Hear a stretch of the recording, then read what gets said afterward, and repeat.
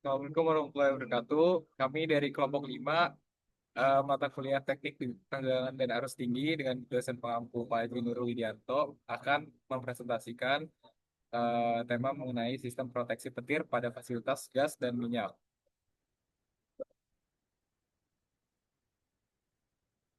Sebelumnya perkenalkan terlebih dahulu, nama saya Danendra Sesujatmaja dengan NPM 22060555656. Dilanjut dengan teman saya. Selanjutnya, perkenalkan nama saya Muhammad Kisan Maulana dengan NPM 22060605561. Lanjutkan oleh teman saya. Oke, perkenalkan nama saya Febrian Reza Palevi dengan MPM 2206056103.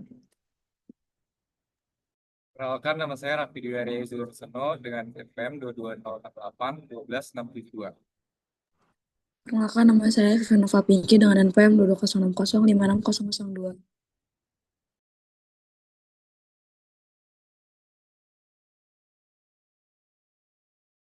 Nah, sebelum Sebelumnya kita lihat terlebih dahulu outline dari PPT yang kita buat ini. Yang pertama itu ada pendahuluan, lalu dilanjutkan dengan dasar teori, lalu ada permasalahan, lalu ada solusi dari permasalahan yang kita dapatkan itu, lalu yang terakhir itu ada kesimpulan. Dia boleh dilanjut.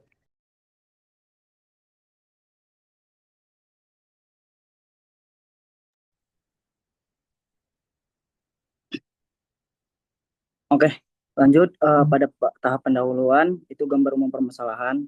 Pada situasi sekarang Indonesia memiliki aktivitas petir yang sangat tinggi sekitar 100 hingga 200 hari petir per tahun, terutama di area pesisir dan lokasi industri migas. Kondisi ini membuat fasilitas seperti tangki minyak menjadi struktur yang paling rentan tersambar petir langsung karena bentuk tinggi, luas, dan berada di area yang terbuka. Lalu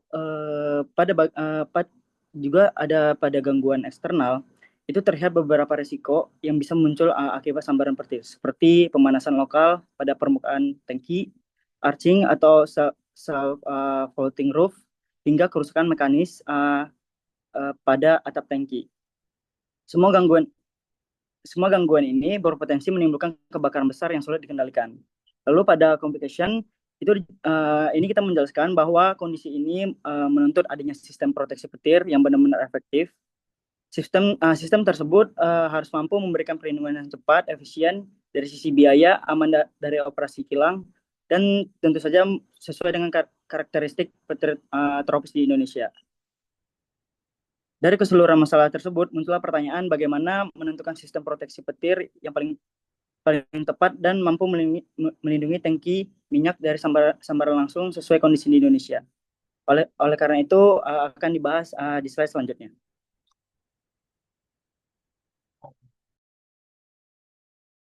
Selanjutnya ini ada dasar teori. Jadi sebelum kita mulai ke permasalahan, kita harus tahu dulu apa itu petir, apa itu komponen-komponen apa yang bisa terkena oleh petir dan semacamnya.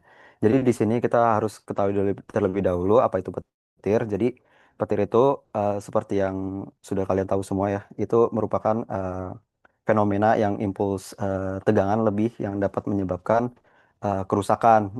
Kalau dalam konteks ini kita ngebahasnya itu di gas dan minyak, misalkan bisa offshore, bisa onshore, itu pokoknya bersangkut paut dengan gas dan minyak.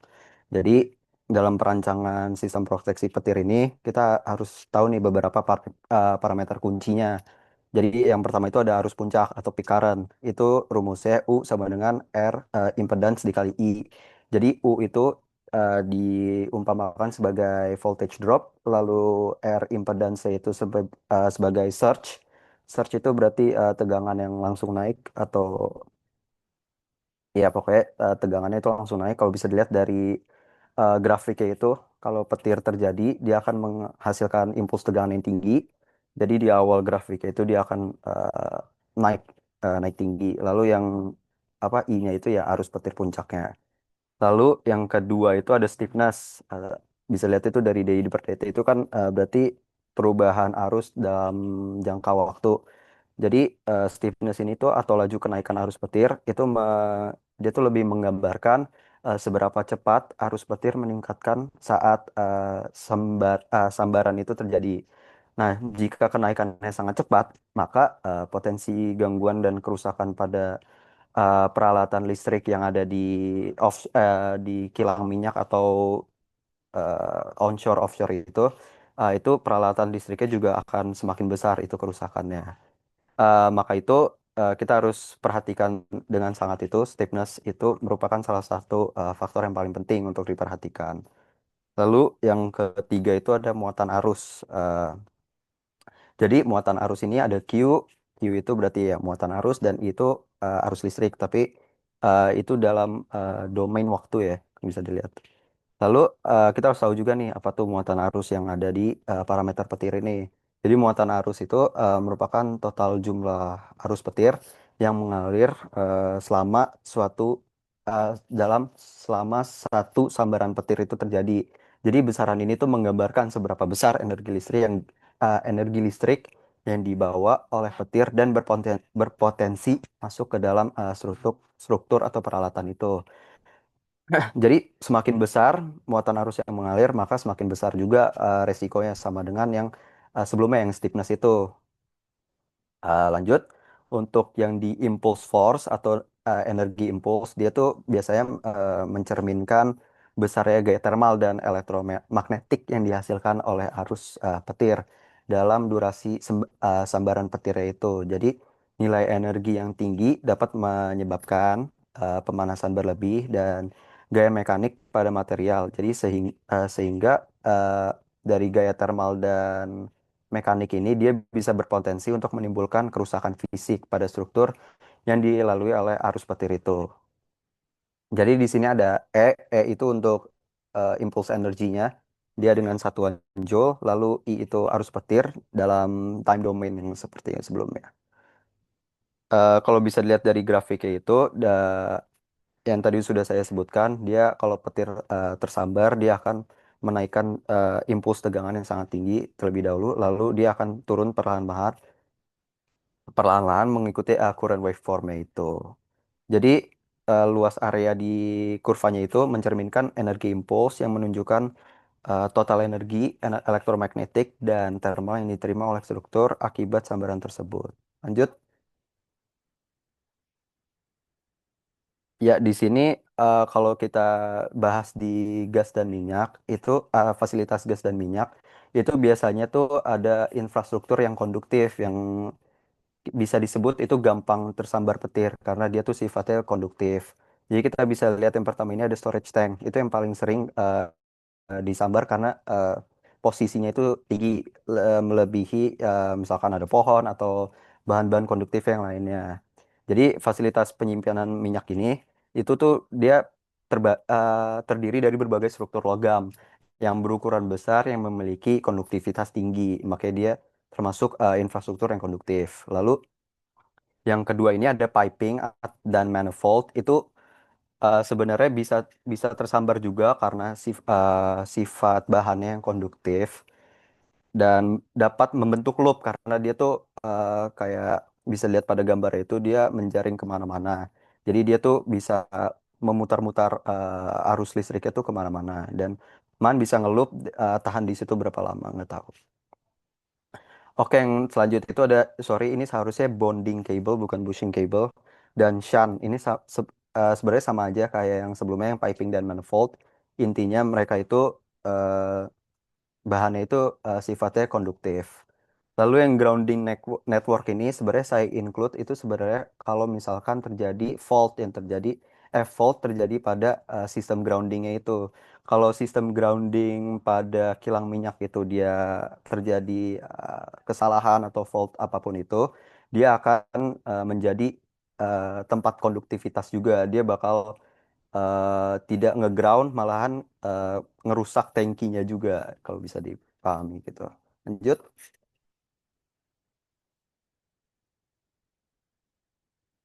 Ya, kalau di sini selanjutnya kita bisa ngelihat dampak petir yang terjadi pada fuel tank atau tangki minyak yang tadi sudah saya sebutkan. Jadi itu mostly sambaran petir ini pada tangki minyak dapat merusak struktur dan membahayakan operasi. Lalu arus petir yang masuk ke atap atau dinding tangki menghasilkan panas dan gaya elektromagnetik yang bisa membuat material berubah bentuk, meleleh, atau retak. percikan listrik di sekitar uap bahan bakar juga dapat memicu kebakaran atau ledakan. Jadi intinya sistem grounding pada kilang minyak atau tangki apapun itu, fasilitas gas dan minyak itu sangat penting. Jadi tidak terjadi kebakaran ataupun yang sejenisnya. Lanjut. Lalu yang terakhir, untuk mengetahui kita itu mengarahnya kemana nih kalau mau bikin sistem grounding di fasilitas gas dan minyak, kita bisa melihat dua standar internasional yang sering dipakai, yaitu NFPA 780 dan IEC 62305. Ya, seperti yang bisa dibaca saja. Jadi kalau yang NFPA itu dia metallic fixed roof tank dapat dianggap self-protected terhadap petir apabila memenuhi kriteria ketebalan dinding tertentu dan tidak terdapat celah percikan. Jadi dia udah sesuai standar kayak gitu. Jadi udah ada standarnya. Kalau mau membuat metallic fixed roof tank itu udah dianggap self protected dan nggak ada celah. Misalkan IP berapa itu eh, sesuai dengan standar RFP 780-nya. Lalu untuk IEC 62305 sebenarnya tidak beda jauh dengan NFPA. Dia tangki yang benar-benar tertutup dengan ketebalan minimum 5 mm untuk baja dapat dianggap aman dari bahaya kebakaran akibat sambaran langsung. Jadi menurut NFPA dan NFPA 780 dan IEC 62305 sebenarnya cukup sama. Jadi bisa ya sama saja sih sebenarnya. Lanjut. Oke, selanjutnya tentang permasalahan next. Oke, permasalahan pertama itu fenomena petiran di mana di negara tropis seperti Indonesia itu memiliki karakteristik yang jauh lebih ekstrem dibandingkan wilayah subtropis.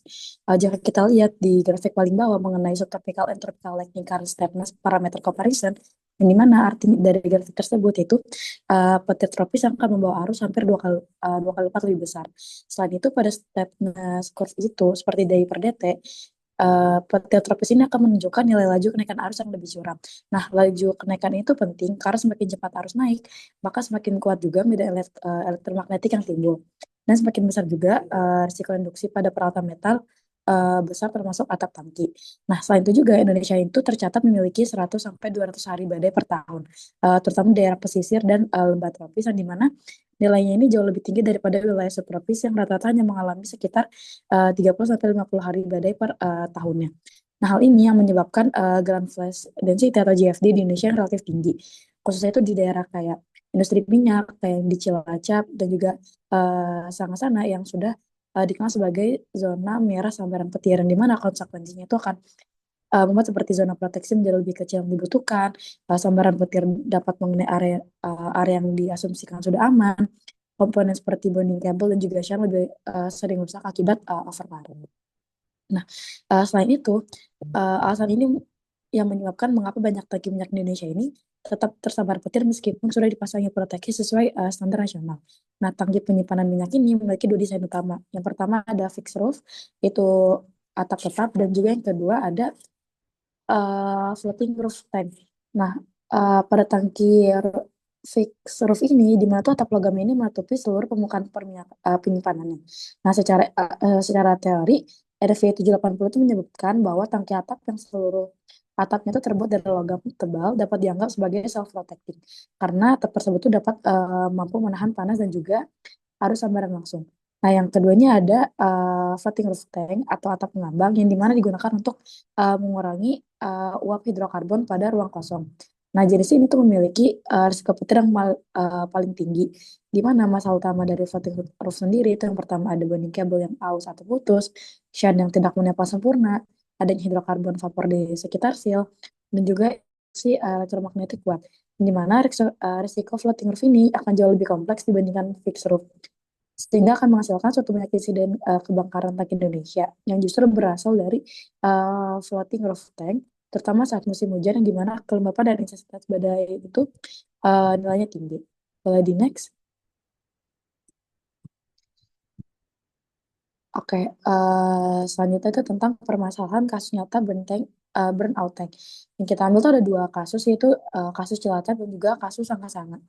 Nah, kasus di Cilacap sendiri itu proteksinya tidak cukup, sehingga tank terbesarnya ini tuh bisa dibilang kayak terbakar setiap tahun. Cilacap ini merupakan kawasan industri migas yang dimana aktivitas tingginya itu termasuk salah satu daerah dengan densitas petir terbesar di Indonesia. Dapat disebutkan juga bahwa beberapa tank ini mengalami kejadian terbakar bisa dibilang hampir setiap tahun. Nah, faktor penyebabnya itu seperti sistem proteksi mengikuti standar subtropis, sehingga radius proteksi FSM itu terlalu kecil. Faktor grounding yang tidak optimal, terus nggak semua bagian tank ini masuk ke zona proteksi, uh, lama dengan kondisi bonding kabel tidak lagi baik dan juga kombinasi uap hidrokarbon yang dimana akan membentuk suatu potensi kebakaran tinggi. Yang kedua itu ada kasus Sanga-Sanga, dia tuh memiliki proteksi tapi desainnya salah.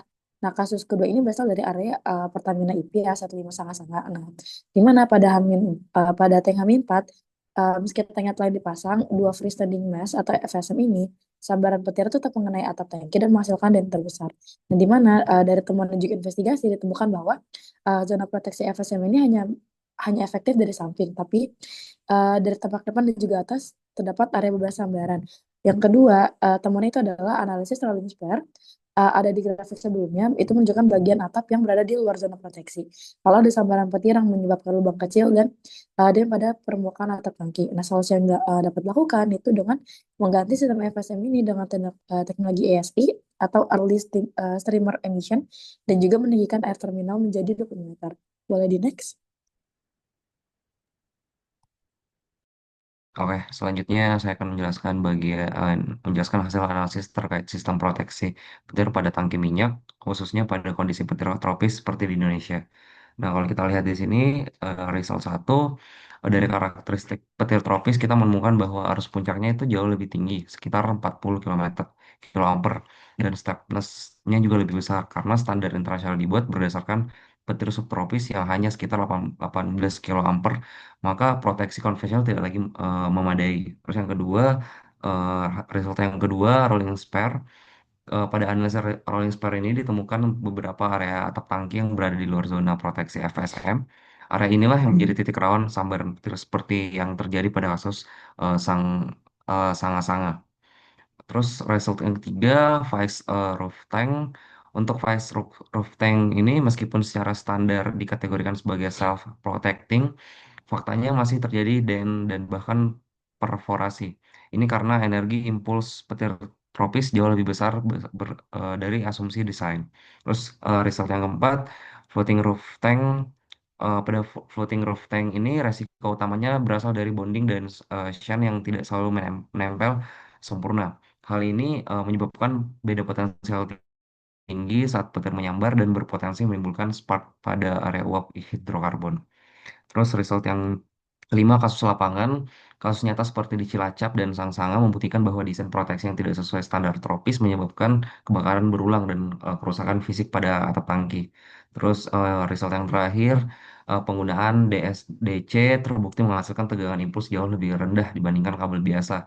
Hal ini sangat penting untuk mengurangi risiko loncatan bunga api. Terus kalau kita lihat dari comparationnya, perbandingannya, eh, di mana kita melihat perbedaan performa tiap komponen dan pendekatan proteksi. Di mana jika kita bandingkan petir tropis dan subtropis secara matematis, arus petir tropis sekitar dua kali lebih besar dengan rumus sederhana U sama dengan Z kali tegangan impuls yang muncul juga meningkat dua kali lipat. Hal ini langsung menjelaskan bahwa mengapa proteksi subtropis tidak cukup. Terus perbandingan kedua, selain itu stepness atau DI per DT pada petir tropis lebih curam dan persamaan U sama dengan L kali DI per DT. Semakin tinggi DI per DT-nya, tegangan induksi akan makin semakin besar. Ini akan membuat struktur besar seperti tangki sangat rentan. Terus perbandingan yang ketiga, untuk VX roof, masalah utamanya berasal dari energi impuls besar yang menyebabkan dan deformasi. Sementara pada floating roof, masalahnya lebih pada beda potensial akibat bonding atau shunt. Jadi sifat risikonya berbeda. Di mana fixed roof lebih struktural, sedangkan floating roof lebih pada spark hazard. Terus perbandingan yang keempat, itu ketika dibandingkan secara matematis, kabel konvensional dengan induktansi 1 mikrohenry per meter itu menghasilkan tegangan puluhan kilovolt. DSDC hanya 0,026 mikrohenry per meter, sehingga tegangan induksi turun drastis ke level aman. Terus perbandingan yang kelima itu FSM memindahkan jalur arus petir jauh dari tangki, sedangkan IMT atau sheet itu memiliki radius proteksi yang jauh lebih luas. Jadi keduanya saling melengkapi, FSM untuk isolasi arus, sedangkan MT untuk memperbesar area perlindungan. Terus perbandingan terakhir, kesimpulannya proteksi konvensional tidak lagi efektif di wilayah tropis. Jadi kombinasi FSM, EMT, dan DSDC itu memberikan perlindungan paling optimal karena menutup area lebih luas, mengurangi tegangan impuls, dan meminimalkan risiko spark maupun kerusakan struktural. Jadi demikian eh, eh, penjelasan bagian result dan comparison. Selanjutnya akan dilanjutkan oleh teman saya.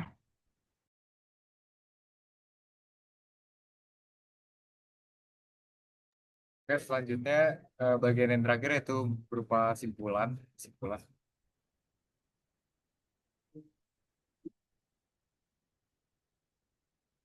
Simpulan umum dari apa yang kita tadi sudah bahas itu sistem proteksi petir pada fasilitas minyak dan gas, yaitu standar NFPA 780 dan ISC 62305 belum sepenuhnya sesuai untuk petir tropis. Karena NFPA juga berbasis dari negara Amerika dan ISC 62305 yang mungkin lebih banyak ke negara subtropis. Yang kedua, petir tropis memiliki arus di per DT, muatan, dan energi yang jauh lebih besar. Yang ketiga yaitu risiko tegangan lebih dan percikan lebih tinggi pada tangki minyak. Selanjutnya permasalahan sistem konvensional yaitu ada pada shaft, bonding kabel yang panjang, dan RGA yang menimbulkan intensi yang tinggi. Lalu potensi spark di vapor space itu tetap besar.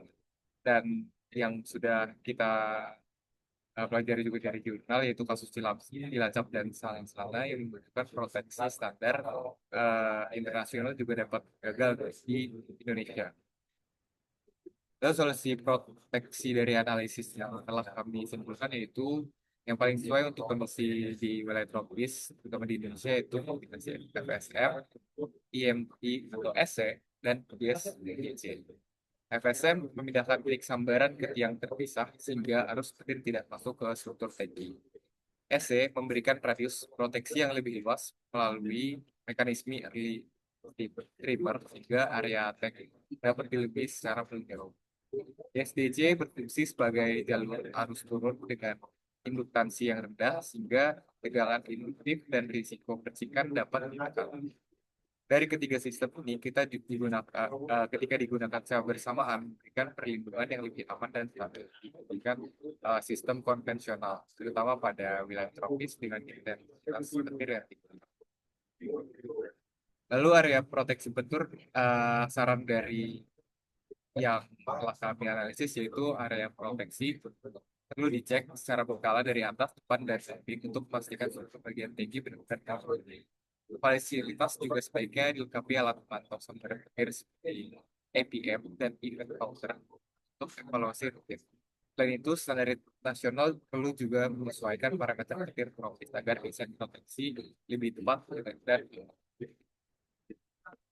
sekian dari presentasi kami mengenai proteksi petir pada fasilitas minyak dan gas. Assalamualaikum warahmatullahi wabarakatuh.